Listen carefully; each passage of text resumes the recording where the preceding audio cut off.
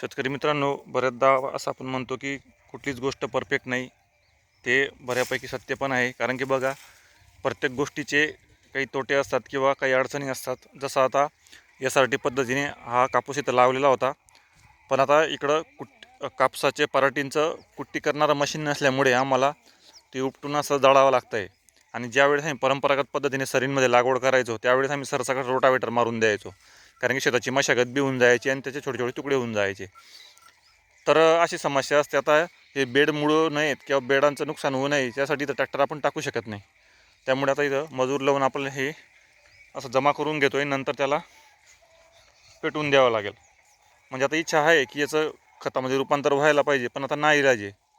तर अशी पण समस्या असते आणि पुढे आम्ही प्रयत्न करणार आहे. आजूबाजूला कोणाकडे ते मशीन असेल तर नक्की मागवू त्याला, आणि जेणेकरून पूर्ण हा सेंद्रिय कर्ब इथंच मिळेल आम्हाला. अशा पद्धतीने नियोजन करू पुढे.